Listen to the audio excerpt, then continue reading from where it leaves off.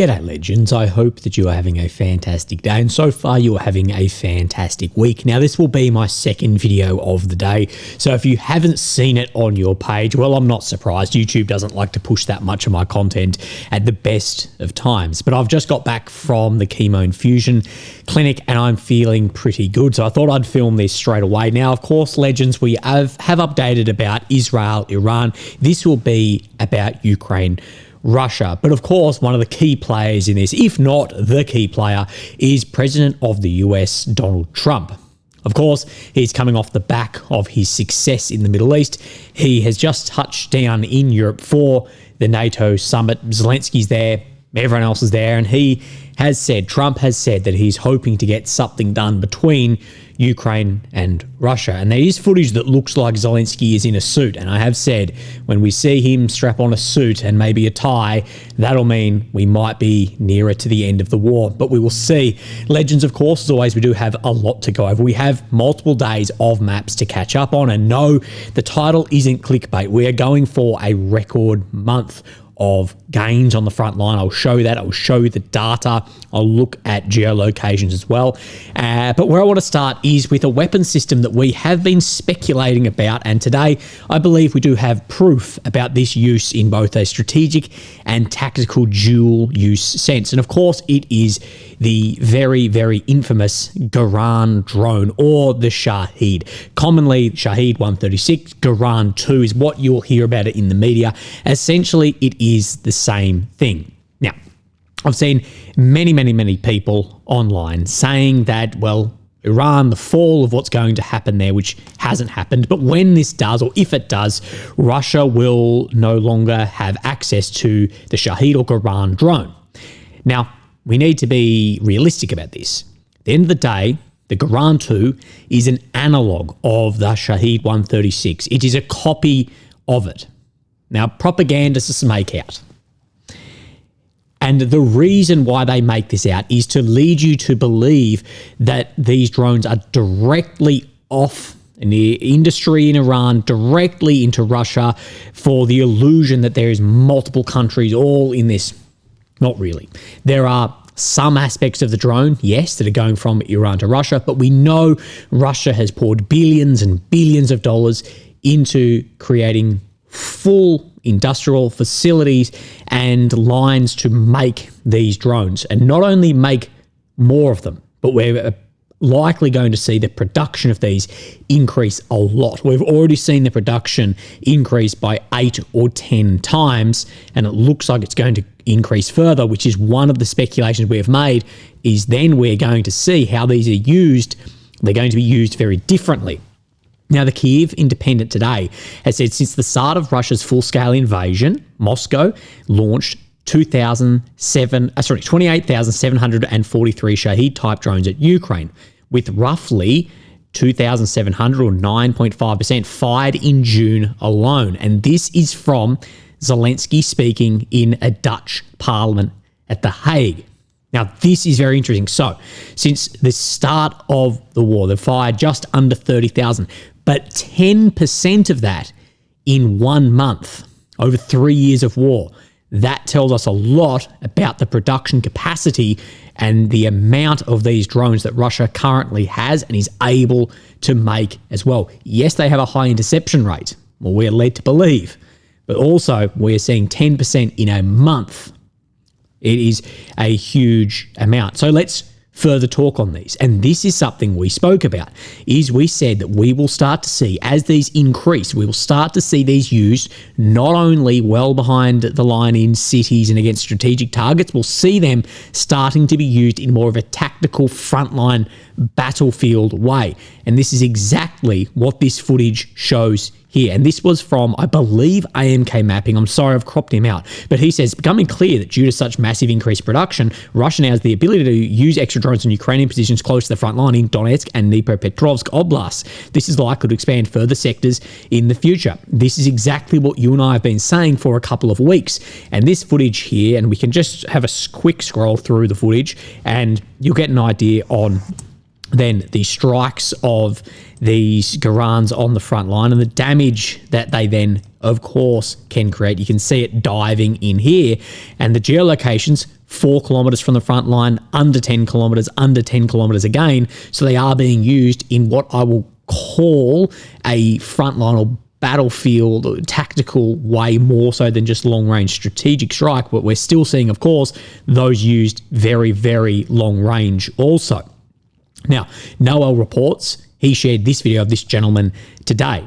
Now, starting September, Russia could launch up to 700 drone Shaheeds per day, warns Ukrainian ground forces officer. This gentleman, we see 300 or 400 hitting cities like Kharkiv or Kiev every day. Most will hit targets. This is what he is saying, and this is what we've talked about with these drones, is then quantity is a quality of its own, but now the quality of these has increased, that they can fly above the range of the guns, the mobile fire teams that can intercept them. They've got a larger warhead, larger range, and they're being used in all different sets in far more operational theaters too.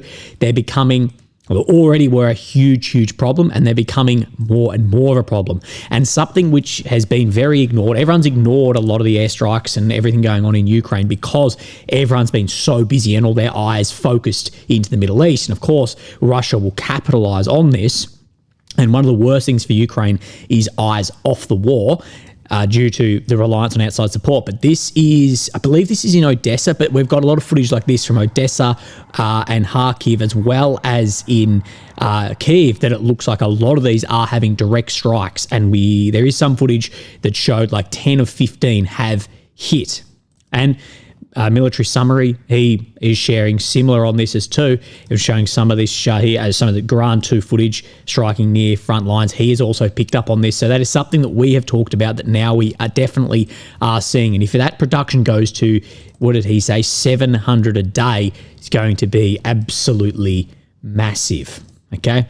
Now, we've also seen this, that Russia has developed a new drone to track Ukrainian air defenses and mobile groups near the frontline border. It flies 1 to 3 kilometers altitude, so it's outside of the range of then the mobile fire teams, streams analog video over 50 kilometers and uses then this control. Intel gathered is used to chart paths for incoming Shaheeds. So this flies across, picks up then everything from mobile communications through to just optic, visually trying to look for targets as well, to then guiding the Shaheeds in more of a frontline use too. So again, this is going to become a huge, huge problem. We will see this impacting more and more on the front line. And one thing I will say is, and we went over this in my previous, most recent Ukraine update, the hour-long one, Russia just needs to prevent Ukraine ever getting a large enough force together to ever have large offensive capability. That is their number one goal at the moment, is to prevent Ukraine getting together. The brigades needed, multiple brigades and divisions, to ever launch an offensive capacity. They just need to keep that like throttling on that at all times, and just keep that pressure on in an attritional nature of war. So there's been multiple, again, catastrophic strikes on training grounds. And this is something we've seen. This is 2 within 48-hour period. And this is, I believe, the 3rd in a month. We've seen people retired over this. We've seen people who should have gotten a lot of strife over this. And a lot of it is Iskander M's. The Iskander is an absolute nuisance on the front line everywhere.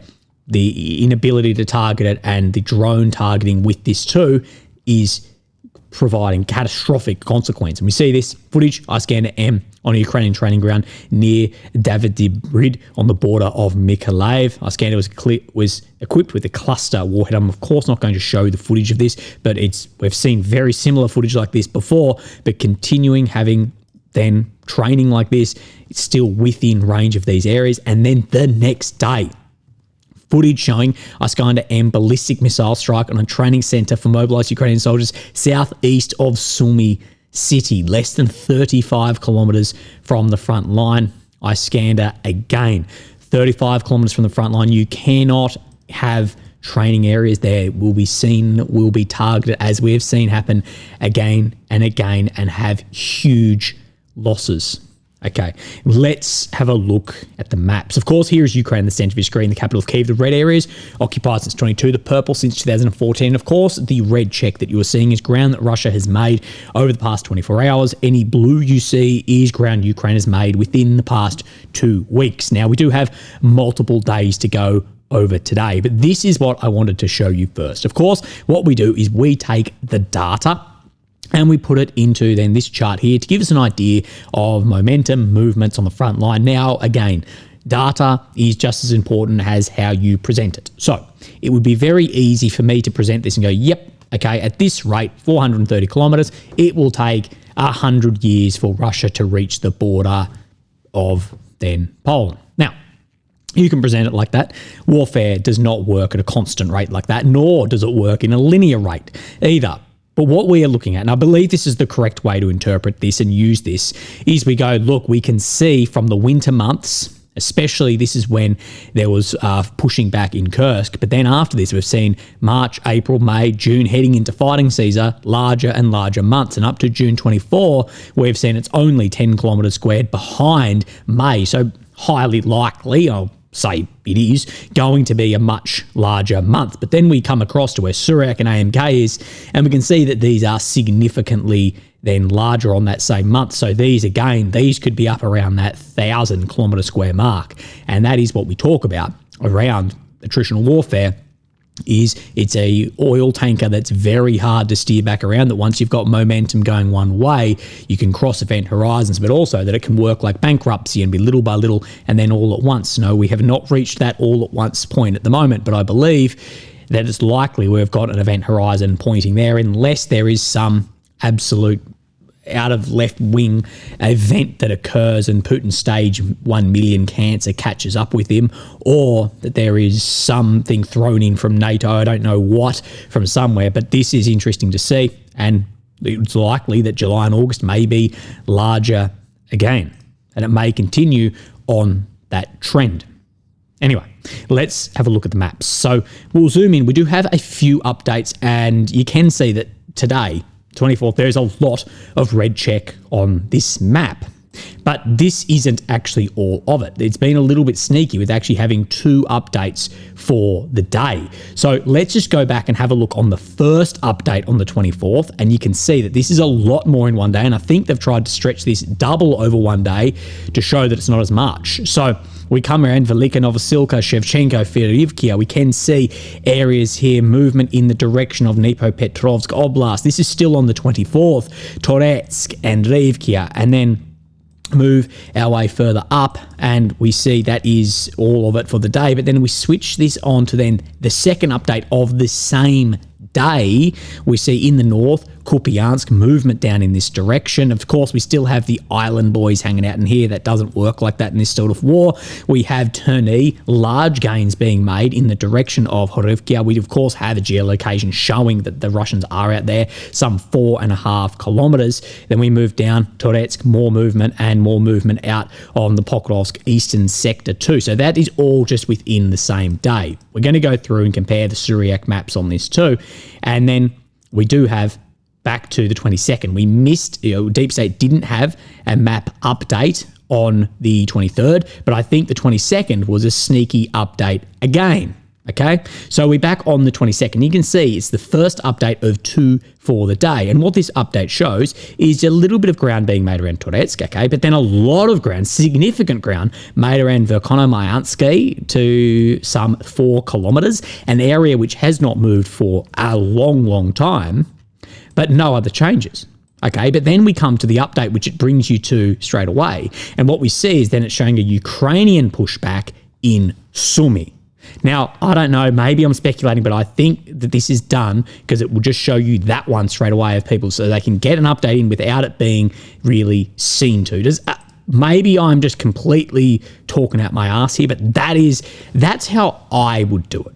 Okay, if that makes sense. And of course, we actually missed on the second down in Velika Novosilka as well. So look, we've shown you about all the updates that we have had. You've had updates a little bit of everywhere on this map up to then yesterday. We haven't had today's yet, but there has been significant ground made. And as I showed you on the data, some of the largest gains so far. So let's talk about this. Let's go into Sumy. We did see Ukraine push back some of the Russians here. Now, I actually believe Ukraine pushed back the Russians further in this sector than this map can show. Why? Because this map never showed the Russians as far as they actually were. So it can't show that Ukrainian gain. And we see this then on the Syriac map, that in multiple different sectors from then to the north of Payasivka, Yonakivka, as well in here, that there has been Ukrainian army pushing back in some of these areas. He's saying it is clarified, but it does look like there has been some movement on this. The Russian army had entered, that he's saying was just reconnaissance. And then we come up to the next map of Syriac, right in around this sector, that Ukrainian army did recapture some of this here. Now, what we have had is this forest area here. We have been reporting, Syriac has said that there has been Russian presence in here. He says situation Oleshna was confirmed. Recent bombardment Russian army in the forest area confirms continued presence of Ukrainian army there following Russian failure to reach Sadki. So they were pushing in this sector, but failure to actually hold this small area of Sadki in here. Again, it's definitely still grey zone. There's been presence and pushing and coming to and from, and a lot of liquidity in this front. Now, let's move into the area of which concerns me the most is this Terney front line. Of course, this is showing large movement in here. This is exactly like I've been saying. I think we will see this. I said, I don't see the point of the Russians in an attritional war moving any further west than Kharkivka at this point in time. It's 10 kilometres, between 12 kilometres maybe between Kharkivka and Lozove. It creates a fatal funnel into here for attrition rate. What they will do, though, is try and fatten this to try and prevent any cut off and decrease saturation of Ukrainian artillery, being drones or barrel. They'll try and do this. They'll fatten it. And likely Ukraine, knowing that this could be a very desperate situation, will launch counters to try and push back this area. So let's have a look here. Further movement, Novy Mer movement just out in this direction as well. Of course, Novy Mer sits in here, so still a fair way behind where the deep state is showing. We have then a second update in here. This is again not that easy to actually see where we are talking about, but in addition, northwest of Makivka, so we're talking in this area, more movement up into then Harovkia as well, and more movement in and around this Novomir as well. It's difficult, but trust me, that's where it's moving. And then we see this today. We do see that situation was clarified, showing Russian forces were expelled from the western shore of the ponds. In addition, during the last days, the Ukrainian army managed to re-enter western part of Ridkadub right here. On the other hand, Russian army made new advances along the border with Kharkiv Oblast, so along the border in this direction. But this is something I have been speaking about, is if I was in command of the Ukrainian forces, we need to push the Russians away from Kharkivka, away from Ridkadub. I don't care if it fattens on the flanks at the moment, but we cannot have them within then this water, the Oskil, within 12 k's of here, because if they get a really big foothold in here, the movement of anything in and out on this will be catastrophic with their drone fiber optic overmatch currently on the battlefield. So that counter-attack by the Ukrainians there doesn't surprise me one bit. Now let's move to the north of here, and of course you can see the island boys. No, they're not going to be hanging out in there for a couple of weeks, but we can see Rakivka, Hulipivka as well in the direction of Kupiansk, and you can see this is getting enveloped here with the waterway of skill again running in between here, making it more difficult for the forces caught on the eastern side. Now let's have a look here. Syriac's map. Last week, Russian army began assault to the locality of Hulibivka. City of Kupiansk, meanwhile, clashes continue around Kindrashivka. So this is how this is going to look, okay? It's not going to look like this. You'd mop these guys up in 24 hours. They'll be out of water, ammo, and food, okay? It's going to look more like connected like this. It's just how this sort of war works over a number of weeks. Yes, you can be cut off for an amount of time, but you're not holding that for that long. Then the next map update, Russian army took control over most of Hulabivka and the nearby gas station, reaching the outskirts of Radkivka from this axis. So Radkivka, again, the actual extremes is shown, but it's not showing how this is more of a bulge, if that, or for want of a better term. Now, we'll continue moving our way down. Where we're going to come to next. Let's talk about Siversk. So, of course, we saw was it yesterday? No, maybe day prior. Or maybe it was yesterday. Did we see the Seversk front be in red? Okay, sorry, it was Verkhonomayansky. Again, we've been waiting for a long time. This is not a new update in my opinion. Let's have a look at Seversk. Now, this is not showing like we have seen geolocations. We've seen geolocations out in these directions as well. Last 5 days, Russian army continued attempts to further locality of Serebryanka. So further movement through Hirovkia along then the waterway and the Kremenar forest areas here. But again, this is showing from Hirovkia all the way down is under control. Again, wait to see if we get more confirmation on that. Don't worry about this summer. So if you see something like this in my mapping, this is literally just here to remind me of that so I don't brush straight over it, although I am known for brushing right over a lot. I try and get as much as I can, but sometimes I just completely miss pieces. So then let's move our way down, and then we'll come to Chassiv Yar again, a lot behind any of the geolocations in here. Chassiv Yar on Suryak, just around in the center in these areas, just some small advancement in here. This is actually confirmed by geolocation as well on targeting too. Then let's come down into Toretsk. Now let's have a look here. So we had the first update and then the next update, of course, where this moved, both in Klishkivkia and Donetsk, and then up to today where we see Leonidivkia. So over the past few days, you can see this growing like this. Now, again, everyone said, well, the Russians are out of steam. No, you cannot take 2 or 3 days of movements. You need to take at least month-by-month movements. And of course, we're seeing those gains, and we're seeing that this month is likely going to be, highly likely going to be the largest month. We can delete those two. That's there to remind me. Bring up then this Suryak.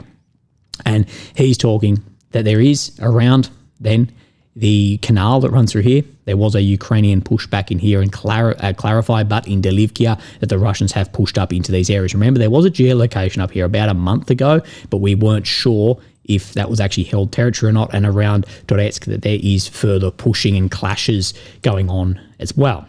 Now, let's move then into the Pokrovsk eastern side. We can see this spire coming out in this direction. Of course, what we have said is they will push and fatten. So we're seeing this fatten. We'll start seeing more pushes towards Popov Yar, Poltavka, Rosen Yar. We will start seeing that in the next coming days. Again, as I always say, attritional war, no analysts have the excuse to not understand attritional war. It is actually very simple and very predictable in terms of for the different types of war. Absolutely. So we can see from Suryak map pushing to about here down this road in, of course, the direction of Konstantinivkia, and pushing up this road in the direction of Yamblanivkia as well. Again, these are major main service routes that did feed at one point down. So these are, of course, they've lost their strategic value, but they at one point were very, very valuable for the movement all the way down in around Osharatne when we were there. Now, again, this red check here, we can confirm this by this small movement in this direction. Here, again, smaller movement there, but still developing that eastern flank of Pokrovsk and western flank of Konstantinivka, Kramatorsk, Sloviansk. Okay, of course, the main real areas in here. Then we come Pokrovsk actual. Let's have a look here. So talking around then Udashne, of course, the border. Let's move this across. This is the border of Dnipropetrovsk. Right in here, that the Russians have gained to this border and through Novosohivkia as well. And again, just building that eastern flank according to Suryak maps. Let's have a further look, and just some small movements out of Novosohivkia as well, central part of this area. So just grinding that forward as we speak, at least according to Suryak maps. Now, I just wanted to quickly look and see, is this grey zone showing different? Because in my opinion, this Oleksivkia, like Bahatar and Odradne, come on. These are not shown as controlled. A month ago, there was 11 flags go up in this area. It's completely then enveloped in here. So no, the grey zone, in my opinion, this grey zone is red. And this is actually closed up, and we'll see an entry into Dnipropetrovsk Oblast in the coming days, if not already. We've definitely seen presence there, but holding is different again. So let's talk about this. Is what we call the Velika Novosilka front line. Of course, it must be a surprise to a lot of people that Velika Novosilka actually ever collapsed, because people never spoke about it. Let's have a look here. situation on this front. So of course we have then this road, Zaporizhia, and then all the way to Constantinople, that this has continued moving out in the direction all the way to Yalta, which is what the deep state map showed. But this is what I'm saying. See how this looks like a finger coming out here? It may have moved like that, but it likely doesn't look like that for very long, because what they'll be wanting to do is exploit forward and then expand. Otherwise, you're at high risk of getting cut off, and the Russians know this too. So I think that this is showing the extreme movements, either west or north or east. They're showing that movement, but without showing the full kilometre squares of it. But that will come. And this area in here is the same. More movement out around Zaporizhia. Are they saying it's under full control? Locality, full control of Zaporizhia here. And you can see how on this map, Komar, Zaporizhia, has met up and all the way to Odradny. I think we'll see this change fairly soon. And then further movement in the direction of Zaporizhia Oblast as well to the west of Velika Novosilka. And then further movement, we see a crossing here of then... See where Fedorov is, Komar, across the waterway in here. I'll show you that in a second. Further movement, nothing too major, but this is the geolocation I have to confirm this. So see up in here on this Perebudova. So Perebudova to the north, west of Komar. These two geolocations right here and here at 22 and 49 in this footage I will show you. So confirmation being on the western side of that. Of course, that tells us a lot about actually being on the other side of this as well. So that is the one at 29, and I believe it was 44. That's where those geolocations are. So the Russians are right up, but on the other side of here, again, Vesely, Komar, this area, it won't be looking like a single finger. These two will meet up at some point as well. And the final update we have for you today is further movement, Yalta, right on the border of Dnipropetrovsk Oblast, and then further movement down, then coming off where Zeleny Pole and all this sits in the direction of Temerivkia as well. So a lot of map updates. I'm glad we got this done. I don't feel great, but I'm glad we got through it. Because now we can sort of start the base here and then move forward. But there are some major movements occurring on the front line. It'll be the largest month for some time, and wait on the AMK, Syriac, and hopefully Warmapper is an AWOL, and he gives us his update, because that gives us another pro-Ukraine source to balance against neutral sources to get a better idea. But again, things are moving, and that grind is continuing. Anyway, legends, if I don't speak to you tomorrow, I hope that you have a fantastic end to your week. I'll be grinding through the rest of my attritional battle with chemotherapy. Okay, thank you very much. Bye-bye.